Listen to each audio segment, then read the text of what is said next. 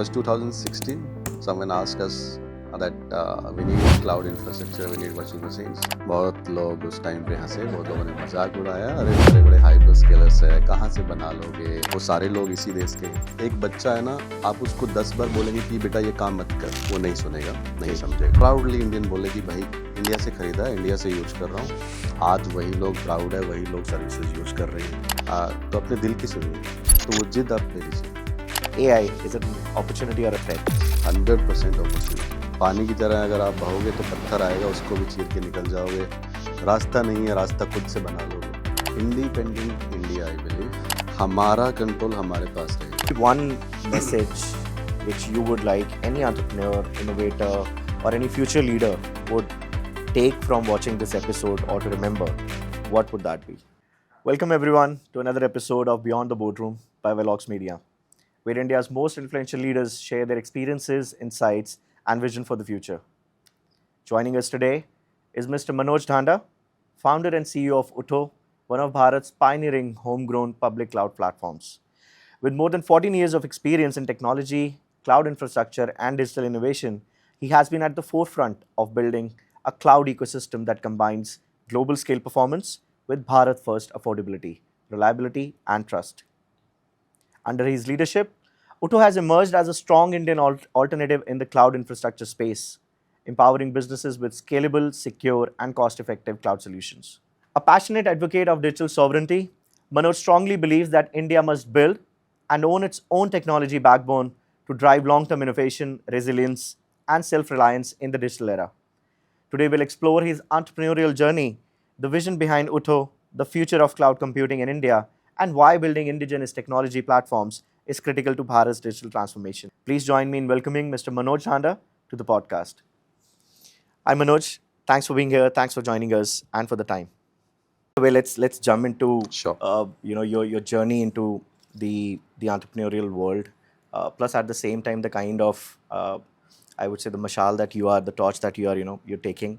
You're building India's first cloud platform, right? You're not using anyone else's infrastructure, which is the very strong message here. So if you can just take us on us into this thing. Where did you see this opportunity? How did you really go about it? And then from there to where you are today, if you can just give us a little insight into that. Absolutely. Thank you for inviting and having me here. So, how this was started, I'll start from there. It was 2016. Someone asked us that we need cloud infrastructure, we need virtual machines that need to be scalable, but that time we asked that we can provide or not. Answer was no at that time. And another question was from where we can buy it. So there was multiple providers, AWS tha, Azure tha, GCP tha. So question was, shall we take them from them and then directly trade किया जाए? But being my background, so it was kind of technology से प्यार करने वाला एक इंसान जिसको सिर्फ रात दिन टेक दिखता है और कुछ नहीं दिखता। क्वेश्चन वाज कि आप इसके साथ कैसे करेंगे, ये तो जब जस्ट ट्रेडर बन के रह जाएंगे। सो थर्ड क्वेश्चन वाज कि हम बना सकते हैं क्या, तो उसका आंसर मुझे मिला यस। और उस दिन शुरुआत की। बहुत लोग उस टाइम पे हंसे, बहुत लोगों ने मजाक उड़ाया, अरे बड़े बड़े हाइपर स्केलर्स है, कहाँ से बना लोगे, इंडिया में कंपनीज नहीं बनती, सब बाहर का ब्रांड ही यूज़ करते हैं। वो एक स्टार्टिंग चैलेंज भी था, बट एक आई थिंक जिद भी बन गई वहाँ से कि जब आपको कोई बोलता है ना कि तुम नहीं कर सकते, तो इंसान के अंदर एक कुछ ना कुछ तो ऐसा होता है कि नहीं यार करके दिखाना है। सो वो जिद बनी, 2 साल लगे। एग्जिस्टिंग जो बिज़नेस था उसके लिए मैंने टीम को बोला कि मैं आपके साथ रहूँगा, बट आप इसको टेक केयर करेंगे। I believe in one thing, एक चीज़ आप एक टाइम पे कर सकते हो, मल्टीपल हैंड्स आप नहीं चला सकते। सो आई डिसाइडेड बिल्डिंग, दिन रात काम किया टीम के साथ। हम आफ्टरनून में ऑफिस जाते थे, मॉर्निंग जब सन निकलता था तो हम घर जाते थे। So this was our time. वहाँ पे बिल्ड किया, बहुत सारे चैलेंज आए, उन चैलेंज से पार किया। खुद हम लोग सर्च करते थे। Like if you ask my self, मैंने कोई प्रोफेशनल कोर्स नहीं किया कोड करने का। Really? टेक्नोलॉजी मैंने कभी कोई ट्रेनिंग नहीं ली किसी से भी। Wow. तो खुद से सब कुछ किया। तो आई थिंक वो काम आया। वो जिस तरीके से 2016 तक गाड़ी आगे बढ़ी, उसी गाड़ी ने, उसी टेक्निक ने आगे चीज़ों को बढ़ाया, प्लेटफॉर्म बनाया, 2018 के फ़ेब में पहली बार लॉन्च किया। सो मैं बोलूँगा कोई ऐसा गैप नहीं था, बट एक एरिया था जो मैंने देखा कि क्या गलत कर रहे हैं लोग जी। उस टाइम पे। विजन जब स्टार्ट किया तो ये नहीं था कि ऐसा कुछ चेंज करना है, बट जब हमने स्टार्ट किया तो देखा कि क्या गलत कर रहे हैं। तो गलत वहाँ पे ये कर रहे थे सब लोग कि सारा इंफ्रास्ट्रक्चर बाहर से ले रहे थे। हम लोगों को भी बोला गया, बीच में बहुत सारे लोग आए कि आप क्यों ना AWS को रीसेल करो, डिपेंडेंसी बहुत। वहाँ पे है। सारे जितने भी डेटा सेंटर थे सब लोग रीसेल जी। कर रहे थे। सो time was difficult, but I think जब हम लोगों ने लॉन्च किया एंड जो 600 से 800 यूज़र साइन अप हुए, जी। जी। वहाँ इंस्पिरेशन मिला कि हाँ, कुछ अच्छा किया है, कुछ बढ़िया किया है। उस टाइम तक बहुत छोटा कुछ बनाया था। देन फिर आगे जर्नी बढ़ाई, प्रोडक्ट्स बिल्ड किए, लोगों का राइट। ट्रस्ट जीता। Right. Interesting. So I've seen this thing that, you know, when businesses are started, definitely there's a passion, right?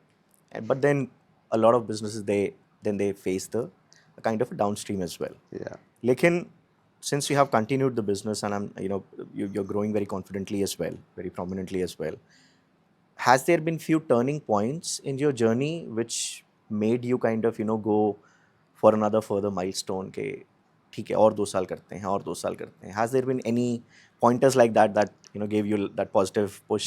बिल्कुल, बिल्कुल। So I always ask myself what next? और I am not sure कैसे, but वो next कहीं ना कहीं मिल जाता है जब हम उसको खोजते हैं। क्योंकि जब आप टेक कंपनी चला रहे हो, टेक प्रोडक्ट चला रहे हो, तो उसमें इवॉल्व होती है इंडस्ट्री। Right. लोग इवॉल्व हो रहे हैं, पूरा इंडस्ट्री इवॉल्व हो रहा है। पहले Absolutely. 10 साल पहले AI नहीं था, अब AI आ गया है। तो वैसे ही इसमें भी सब कुछ होता जा रहा है। जैसे हम लोगों ने 2018 में लॉन्च किया, तो मुझे कुछ नहीं मालूम था बिज़नेस कैसे चलता है, कैसे चीज़ें होगी, सिस्टम प्रोसेसेस कैसे होंगे। जब इतने सारे कस्टमर्स आए और एंटरप्राइज कस्टमर्स आए, तो एक कियोस मचा उस टाइम भी ऑर्गेनाइजेशन में कि उनको हैंडल कैसे किया जाए, कोई सिस्टम प्रोसेस नहीं थे। दैट टाइम आई लर्न कि ओके, बिजनेस ऐसे चलता है। अगर फायर फाइटिंग चल रही है सुबह से शाम तक, तो इसका मतलब वहाँ पे अकाउंटेबिलिटी क्लियर नहीं है, किसको क्या काम करना है, डेडलाइंस नहीं है। अगर आपके सैलरीज ब्रेक हो रहे हैं, तो देन समझा कि सिस्टम प्रोसेस लगाने पड़ेंगे और वो सीखना पड़ेगा। उस टाइम सीखा कि ओके, अगर एक बार कोई भी एरर किसी कस्टमर को आया है, कोई डाउन टाइम आया है, तो उसकी रिस्पॉन्सिबिलिटी कौन लेगा, उसका ऑनर कौन है। ऑनर्स डिफाइन किए गए एंड देन उस प्रोसेस को स्ट्रीमलाइन किया गया कि लेट्स से कस्टमर का इंफ्रास्ट्रक्चर डाउन हुआ, वो डाउन क्यों हुआ, उसके ऊपर RCA लगाए गए। Exactly. जब हम रिटेल होस्टिंग में थे 2018 से पहले, RCA हमें मालूम भी नहीं था होता क्या है। तब वो सारा कुछ सेटअप किया Because और all of देखा that कि was हाँ, with someone else. बिल्कुल, कि रूट कोज है क्या, उसको प्रिवेंट कैसे करना है, वो सब सीखा। बिलिंग के जो ऑपरेशन है उसको स्ट्रीमलाइन किया, जो हमारा मैसेजिंग था उसको अच्छे से स्ट्रीमलाइन किया। सो एक तरीके से एक कियोस था जिसमें अगर कुछ भी आ रहा है, किसी की अकाउंटेबिलिटी नहीं थी, ओनरशिप नहीं थी, it was only Manoj Dhanda, कुछ भी होता है बिल इनके ऊपर फटेगा। तो वो चीज़ें चेंज करी वहाँ पे Sure. कि नहीं, टीम को हमें स्ट्रीमलाइन करना पड़ेगा। तो वो आई थिंक वो बिजनेस ऑपरेशंस जब आए, Right. तो वहाँ से So सब चीज़ें it was mainly the chaos that made you keep moving. Absolutely. देखो क्या होता है ना मोहित, जब आप टेक से बहुत लगाव करते हो ना, so being a tech founder, आप हमेशा टेक में लगे रहते हो That's right. एंड देन हर चीज़ आप खुद से कर रहे होते हो। तो फिर वो ऑनरशिप अगर आप नहीं देते किसी भी टीम मेंबर को, तो कहीं ना कहीं प्रोसेसेस नहीं रहते, स्ट्रीमलाइंस नहीं रहता। तो वो वहाँ पे सीखा। जैसे आपने कहा था कि टेक में अगर एक पैशन के साथ आप चल रहे हो, तो शायद वो 2 या 3 साल के बाद व्हाट नेक्स्ट वाला पोजीशन आता है। Absolutely. सो वहीं से वो निकलता है कि ओके, अब क्या, जैसे कियोस मचा तो अब इसको कैसे अब ठीक इसको ठीक करना कैसे है। करें? कियोस ठीक कर दिया तो क्या चाहिए लोगों को, रिलायबिलिटी चाहिए। That's right. That's सो उसके लिए डिफरेंट इंडस्ट्री को टारगेट किया गया कि ओके, ये इंडस्ट्री है जो रिलायबिलिटी प्रूव कर देगी। जैसे कि एक क्लाउड टेलीफोनी इंडस्ट्री पे उन्होंने टारगेट किया, जो कि लेटेंसी हंग्री इंफ्रास्ट्रक्चर होता है, तो उनको मिनिमम लेटेंसी चाहिए होती Correct. है। Correct. सो जो CIO CTO इस पॉडकास्ट को देख रहे होंगे, वो समझ रहे होंगे कि मैं क्या बोल रहा हूँ। I understand. Interesting. And also Manoj, आप digital sovereignty की बात बहुत करते हैं, right? I think that's something that you support very strongly. Now, why do you believe that cloud infrastructure is no longer just a technology conversation, but a strategic conversation for the upcoming future as well? Why is it that? या देखो, ये जितने भी लोग हैं इस technology को use कर रहे हैं जो इंडिया में बन रही है, वो सारे लोग इसी देश के हैं। सारे बिजनेसेस यहीं कर रहे हैं। आज अगर आप इंफ्रास्ट्रक्चर की कॉस्ट देखें तो जीपीयू की कॉस्ट बहुत हैवी है। That's right. मतलब एग्जांपल देने के लिए मैं ये बोल सकता हूँ कि अगर आप एक एआई कंपनी चला रहे हो और आपको एक नॉर्मल बॉक्स खरीदना है, लेट्स से 8 जीपीयूज के साथ, इट कॉस्ट लाइक कि आप दिल्ली एनसीआर में एक फ्लैट खरीद सकते हो। Wow. तो मैसिव इन्वेस्टमेंट। सो वो कॉस्ट है। उसके बाद हर इंसान ने एक सपना देखता है कि मैं ये स्टार्टअप ओपन कर रहा हूँ, इसको थोड़ा सा ग्रो करूँगा, कुछ कुछ फ्यूचर देखता है, वहाँ पे एक विज़न होता है। तो इसको ग्रो करूँगा। लेकिन आप अगर देखोगे, आपके सपने, आपकी वो मेहनत, आपकी वो इन्वेस्टमेंट, वो रिस्क पे बैठी हुई है। मतलब अभी कुछ टाइम पहले रसिया के साथ हुआ, बहुत सारी कंपनीज है जो यूएस से इंफ्रास्ट्रक्चर लेती थी, लाइसेंसिंग लेती थी, रातों रात हटा दिया गया ना, टेंशन लगा। Right. नयारा एनर्जी आपने सुना होगा, बहुत बड़ा केस हुआ था, तो माइक्रोसॉफ्ट ने बहुत सारी चीज़ें बंद कर दी जी थी। जी सो क्यों करना है ये सब? क्यों किसी और के हाथ में आपके फ्यूचर की चाबी दे के रखनी है? तो वो मेरे ख्याल से मेरे को काफ़ी टच किया कि नहीं यार, ये नहीं होना चाहिए। और तभी हम लोगों ने आई बिलीव इन 2000 मिड 2022 में स्टार्ट किया कि नहीं यार, हम लोग सॉवरेनिटी के ऊपर फोकस करेंगे। And then I interview multiple customers, समझा कि उनको क्या चाहिए, उनको वो चीज़ प्रोवाइड करी। तो sovereignty is not about just a word, I believe Right. It's all about control. आप मेहनत कर रहे हो, आप पैसा लगा रहे हो, आपका फ्यूचर है, तो फ्यूचर में कह रहा हूँ किसी और के हाथ में मत दो क्यों नहीं बस, कि कल की डेट में कोई भी उस फ्यूचर का गला ना घोट दे। जी. क्वेश्चन बस ये है। And we do have the talent base as well for that, for building. India के पास क्या नहीं है? आप देखो किसी भी मल्टीनेशनल ऑर्गेनाइजेशन को उठा लो, सारे इंडियन बैठे हैं। That's right. सब हम लोग कंट्रोल कर रहे हैं, मास्टर कार्ड से लेके आप जी. That's गूगल का correct. नाम That's ले correct. लीजिए, सब। तो क्यों ना यहाँ के लोग यहीं टेक्नोलॉजी बनाएं। Correct. अभी भी जो एआई कंपनी है, बहुत सारी कंपनी है बाहर से इंफ्रास्ट्रक्चर ले रही है, बट अभी स्टार्ट किया है लोगों ने यहाँ से रेंट आउट करना, क्योंकि आप अपना फ्यूचर रेंट पे नहीं ले सकते। जी. तो फ्यूचर आपको कंट्रोल रखना That you पड़ेगा। have to build by yourself. बिल्कुल। Right.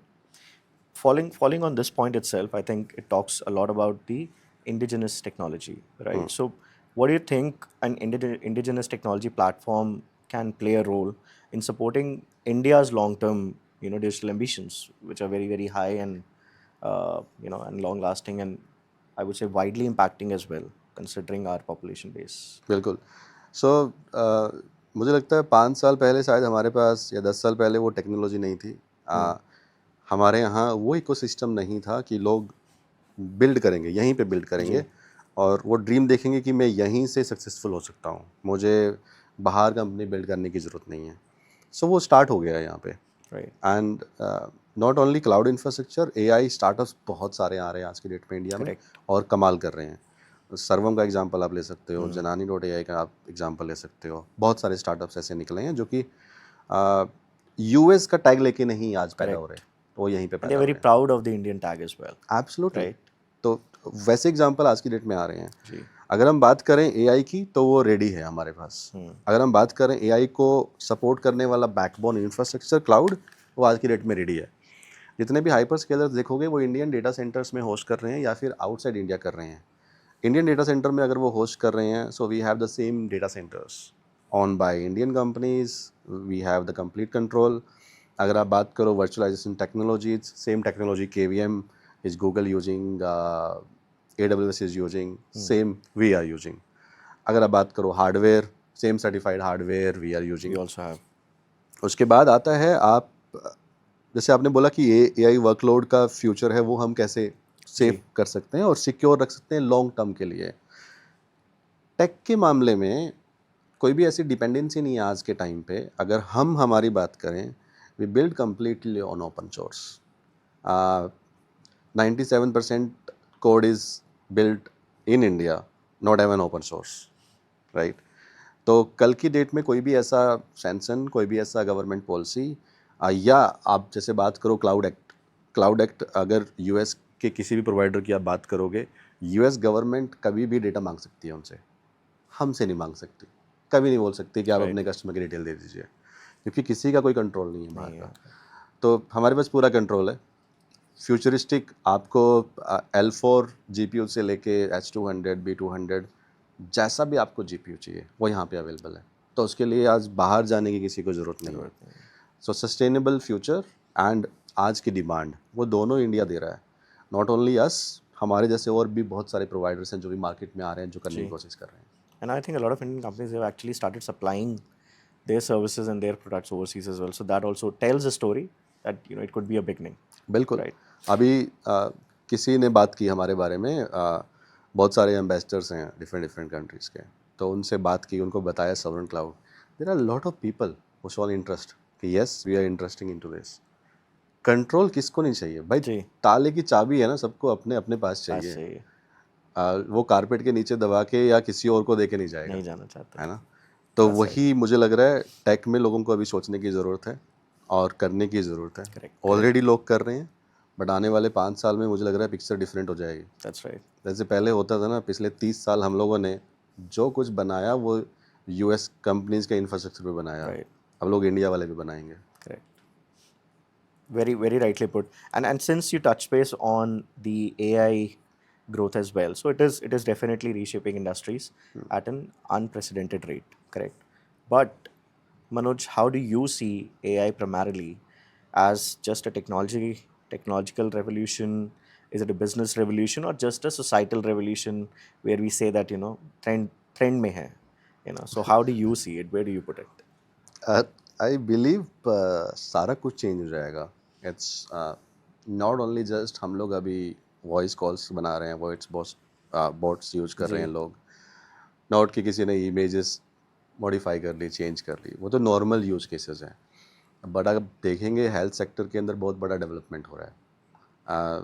जो डिसीज़ वो कभी डिसीज़ को पहचानने में, आइडेंटिफाई करने में लगभग सालों लग जाते थे और तब तक वो टाइम निकल जाता था कि उनको आप क्योर भी कर पाएंगे, वो बड़ी जल्दी आइडेंटिफाई हो पाएगी। तो health sector is a big sector. And then आप कस्टमर एक्सपीरियंस ले लीजिए, ऑर्गेनाइजेशन के ऑपरेशंस ले लीजिए। AI में, एजेंटिक AI में ऐसी चीज़ें भी आ गई है कि जैसे आप समझिए कि आपके ऑफिस में लोग बैठे होते थे ना, तो वैसे ही यू कैन विजुलाइज कि ओके ये मेरा मार्केटिंग का एजेंट है, ये मेरा सेल्स का एजेंट है, ये मेरा सपोर्ट एजेंट है, ये मेरा इंफ्रास्ट्रक्चर देख रहा है, मॉनिटरिंग देख रहा है, वो सब आप देख सकते हो आज की डेट में। तो वो सारा चीज़ें बननी शुरू हो गई है। Right.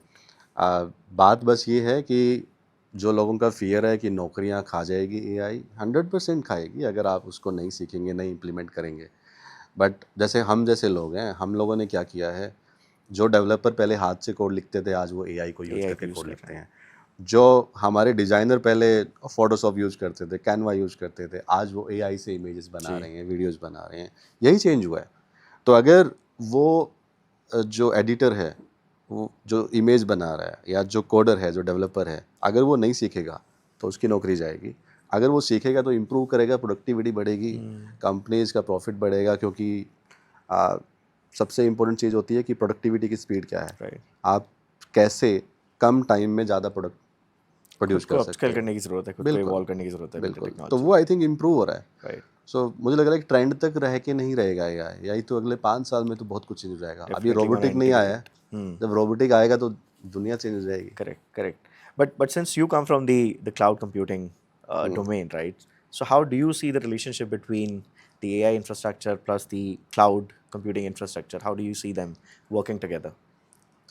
Working together I believe, जो नींव है वो नींव, जैसे हम कहते हैं ना AI में फाउंडेशनल मॉडल्स, जी। राइट, तो ऐसे ही फाउंडेशन जो AI का है वो बिना क्लाउड इंफ्रास्ट्रक्चर के नहीं हो सकता, बिना GPU इंफ्रास्ट्रक्चर के नहीं हो सकता। Okay. तो अगर क्लाउड नहीं है, इंफ्रास्ट्रक्चर नहीं है, तो ये AI कहाँ चलाएंगे? वो कंप्यूट पावर चाहिए।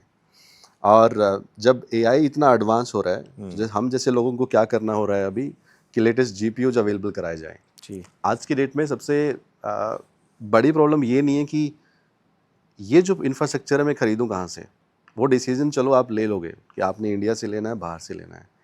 सबसे बड़ी प्रॉब्लम है कि मुझे आज ये यूज केस के लिए GPU चाहिए, क्या वो अवेलेबल है मार्केट में? तो हमारे लिए अभी रिलेशन सबसे ज़्यादा ये हो गया कि जब यूज केस बढ़ता है मार्केट में, नया कोई भी ट्रेंड आता है, AI के ऊपर ज़्यादातर लोग जब AI को यूज़ करना शुरू करते हैं, तो क्या हमारे पास इंफ्रास्ट्रक्चर रेडी है? क्या वो मॉडल वो GPUs अवेलेबल है उस कैपेसिटी में एंड उस प्राइस पॉइंट में, ताकि अगर कोई इनोवेशन कर रहा है तो उसको ये ना सोचना पड़े कि जेब खाली हो जाएगी, या उसको ये ना सोचना पड़े कि अगले 6 महीने ही कंपनी चल पाएगी, जी। आगे तो नहीं कर पाएंगे इस उसका प्राइस पॉइंट डिस्ट्रीब्यूशन में। कितना महंगा कितना सस्ता होने वाला है, बिल्कुल, तो वो बहुत वहाँ आई ज़रूरी है। थिंक बहुत बड़ा रोल क्लाउड कंपनीज निभा रही है, और जितना ज़्यादा क्लाउड कंपनीज वहाँ जी। ऐसी ऑर्गेनाइजेशन को सपोर्ट करेगी, उतना ज़्यादा इनोवेशंस होती रहेगी। हम्म, आने वाले टाइम में नॉट ओनली लैंड के ऊपर डेटा सेंटर्स रहेंगे, ऑर्बिट पे भी डेटा सेंटर्स लग जाएंगे। अभी से लोगों ने स्टार्ट कर दिया करना। क्यों कर रहे हैं वो लोग? क्योंकि इन्वायरमेंट को जो चैलेंज हो रहा है वो नहीं होगा। वो नहीं होगा। दूसरा, जो कंट्रोल है ना, जो सवर्निटी की हम बात कर रहे हैं, हम्म, उसको फिर कोई कंट्री कंट्रोल नहीं कर पाएगी, राइट। वो ऑर्बिट में इट बी चलेगा। Like an open source. बिल्कुल। Very interesting. नाउ मनोज, हमने बात करी है इंडस्ट्री इंफ्रास्ट्रक्चर की, right? Now let's talk about the उठोज infrastructure as well, correct? Now every great company, you know, before becoming great, even before becoming great, it has to develop a culture, you know, that differentiates it from the competitors, and the companies are built around cultures, right? You talk about any leading giant, right? Now, how have you built a culture of, let's say, innovation, ownership, or a continuous learning within Utho? तो मैं एक line बोलता हूँ और I think वो सही fit बैठती है। एक एक बच्चा है ना, आप उसको 10 बार बोलेंगे कि बेटा ये काम मत कर, तू ऐसे मत किया कर, वो नहीं सुनेगा, नहीं जी। समझेगा। बट अगर आप एज ए एग्जाम्पल उसको बन के दिखा सकते हो कि ऐसे चलना होता है, ऐसे पहनना होता है, ऐसे बिहेव करना होता है, बच्चा वैसे ही करेगा। सो आई बिलीव लीडर की रिस्पॉन्सिबिलिटी होती है, जैसे कहते हैं टॉप टू डाउन सब कुछ जाता है, तो वो लीडर की रिस्पॉन्सिबिलिटी होती है कि आप कैसे बिहेव कर रहे हो। जब कोई प्रॉब्लम आई तो आप ओनरशिप ले रहे हो और आप ब्लेम कर रहे हो, इन दोनों में बहुत डिफरेंस है। Correct. अगर आप ओनरशिप ले रहे हो तो आपके बच्चे हमेशा ये सीखेंगे कि आपको ओनरशिप लेके आगे बढ़ के वो चीज़ करनी है, ना कि दूसरों के ऊपर डालनी Leading है। by example. आपने ब्लेम लिया तो वो ब्लेम ही देंगे। बिल्कुल। तो हमने ओनरशिप का कल्चर अपनाया है हमेशा। Very nice. कभी भी कुछ भी होता है आप ओन कीजिए। हमारे यहाँ अगर कोई L2 का सपोर्ट इंजीनियर आता है और उसको कुछ चीज़ समझ में नहीं आ रही, बट कस्टमर का प्रॉब्लम आ रहा है, ही ऑन इमीडिएटली, इट्स रिस्पॉन्सिबिलिटी कि वो रिजॉल्व करवा के देंगे कस्टमर्स को। तो अगर वो मेरे उससे नहीं जाएगा तो आई थिंक टीम कभी नहीं सीख पाएगी। जी। तो हमने वो स्टार्टिंग से कहा है। तो आज भी अगर रात के 2 बजे कुछ होता है और मान लीजिए L3 इंजीनियर्स को नहीं समझ में आ रहा है, I am just a call away, and सबको ये चीज़ मालूम है, एंड मैं खुद वहाँ पे फुल रिस्पॉन्सिबिलिटी लेके, चाहे वो कस्टमर्स कॉल हो, चाहे मुझे आज भी उस मेटल्स के अंदर घुस के वो चीज़ें देखनी हो, नेटवर्क को डिबग करना हो, I go with team and do that. तो वही जो सीनियर लीडरशिप है वो वही सीखती है वहाँ से impressive. कि ओके अगर L2 से नहीं हो रहा, मुझे वेट नहीं करना, कस्टमर्स को सफ़र करने नहीं देना, Right. मैं इमीडिएटली जंप करूँगा and I will get this problem solve. So ownership का कल्चर मैं बोलूँगा कि है, this is one word. Very and nice. Then commitment, जब ओनरशिप आता है किसी को हम कुछ कमिटमेंट देते हैं। बिल्कुल।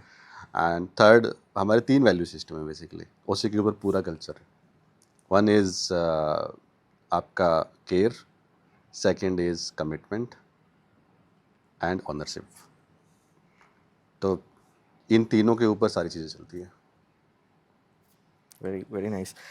Also, let's go a little behind the scenes, Manoj. Entrepreneurship is often associated with just the success stories, but it always is the case that it's actually a result of a lot of failures as well. So, as a leader, what could be that, you know, one or two challenge that you faced, जिसने आपको fundamentally change किया हो सोचने पर?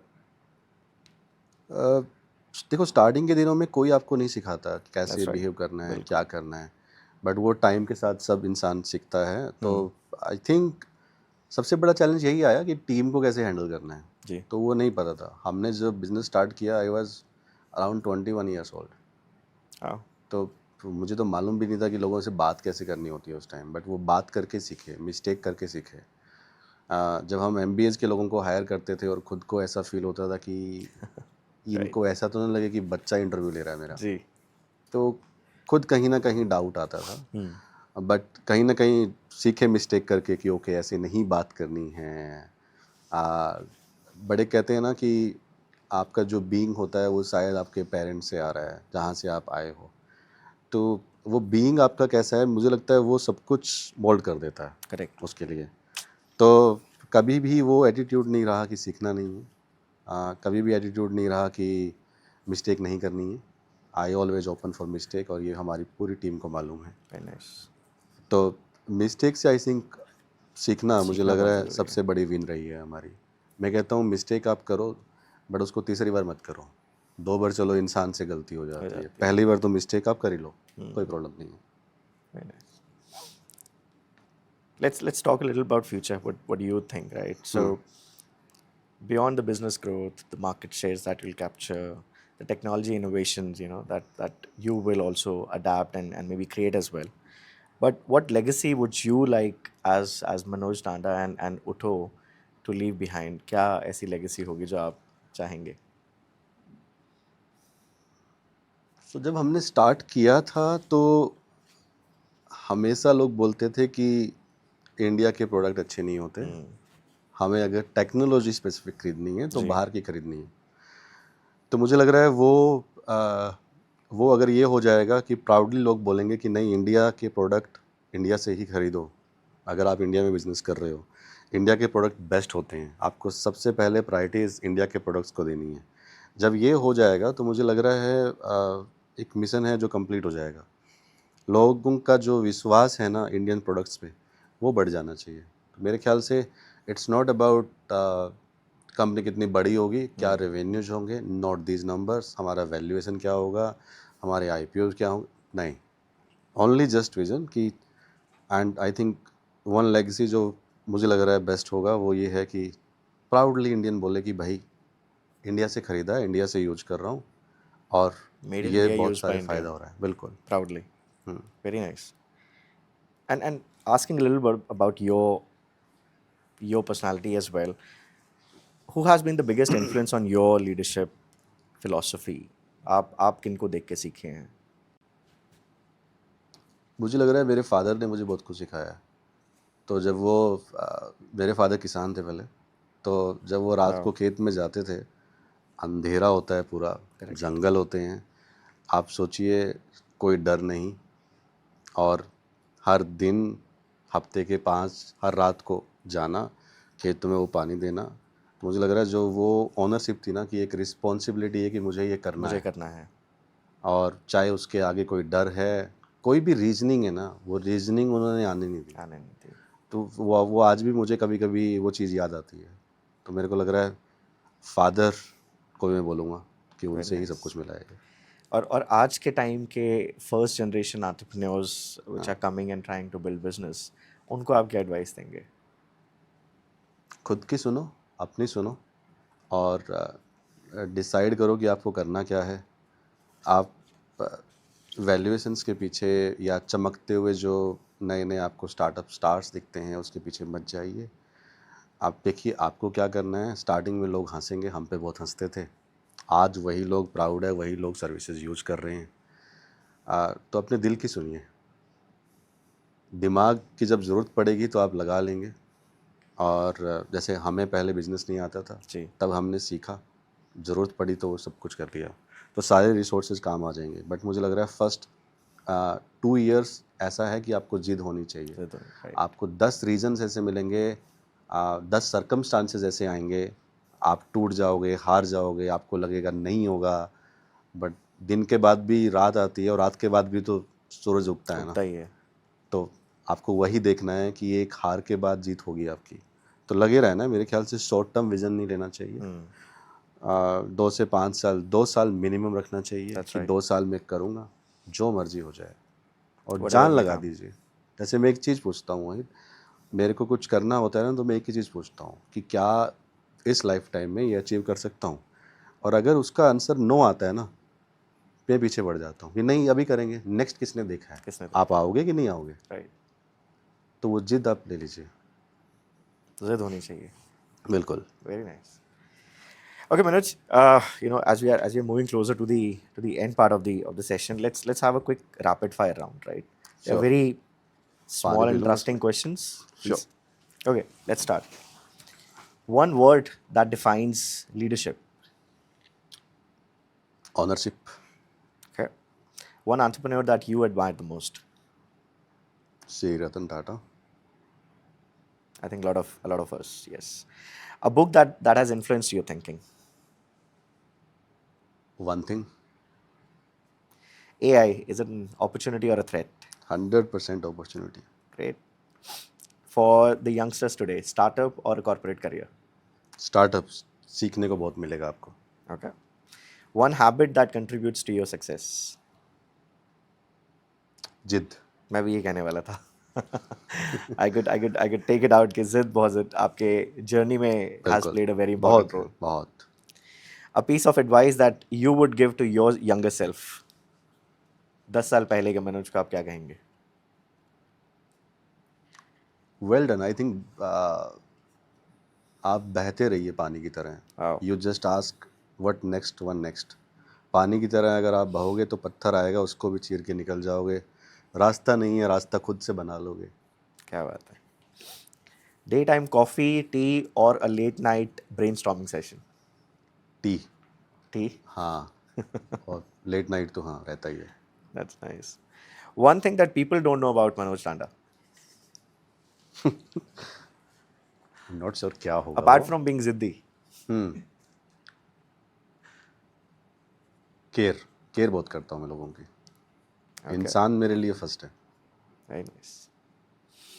Okay, at a little bigger question, you can take 2 sentences to answer this. Sure. India in 2040. How do you see it? Independent India I believe. किसी के ऊपर शायद कंट्रोल नहीं रहेगा हमारा कंट्रोल हमारे पास रहेगा. जो गलती या जो डिपेंडेंसी हम लोगों ने बनाई है पिछले 30 साल में, वो हम ब्रेक कर देंगे. तो इंडिया की कोई भी टेक्नोलॉजी मुझे लगता है ऐसा नहीं होगा कि वो बाहर से चलेगी, वो इंडिया से ही चलेगी. और जो डिसीजन आज हम नहीं ले पा रहे हैं ड्यू टू डिपेंडेंसीज, खुल के डिसीजन ले पाएगा India. Very interesting. Great, Manoj. Just a last closing question, Sure. Now, if there would be one message which you would like any entrepreneur, innovator, or any future leader would take from watching this episode or to remember, what would that be? मुझे लग रहा है आपके सपने, आपका future, आपने जो 100 लोगों को ये बोल के कुछ स्टार्ट किया होगा कि नहीं मैं कुछ करके दिखाऊंगा, वो इम्पोर्टेंट है. तो आप अपने फ्यूचर को कंट्रोल कीजिए. राइट टाइम है अभी जो इवॉल्व हो रही है टेक्नोलॉजी, अभी अगर आप अपने फ्यूचर को इंडिया में रखेंगे, अपने पास उसकी चाबी रखेंगे, फुल कंट्रोल अपने पास रखेंगे, नॉट ओनली वो कंट्रोल आपके डेटा का रहेगा, वो कॉस्ट का रहेगा, आपके सपनों का रहेगा. तो मुझे लग रहा है वो कंट्रोल अभी इंडिया को ले लेना चाहिए. Very nice. I think that's where we come to the end of this very interesting discussion, Manoj. Thanks for giving your time. Thanks for sharing your thoughts as well. I think we were able to learn quite a lot, and definitely what message that you have conveyed for the Indian ecosystem. Okay, we have the capacity and we have the time and opportunity to be independent in this sector as well, which eventually can contribute to our dreams. Right? 100%. Pleasure बहुत अच्छा लगा. और मुझे लग रहा है हम भारत के लोग हैं, तो अगर कुछ जिद करते हैं तो कुछ भी कर देते हैं दुनिया में. तो अभी टाइम है अगले 10 साल इंडिया के लिए कुछ भी करने के लिए. सो आई इनवाइट एवरीवन, आप किसी भी फील्ड में हैं, टेक में हैं या किसी और में, इंडिया बहुत आगे जाने वाला है. Not only just control, but मैं कह रहा हूँ अभी तक हम लोग कंज्यूमर थे ना, तो प्रोड्यूस करने वाला है. Now we are the creators. बिल्कुल. Excellent. Thank you, Manoj. It was Thank really you. interesting Pleasure. discussion, and we look forward to achieving even more greater heights. Thank you. Thank you, Mohit. Excellent.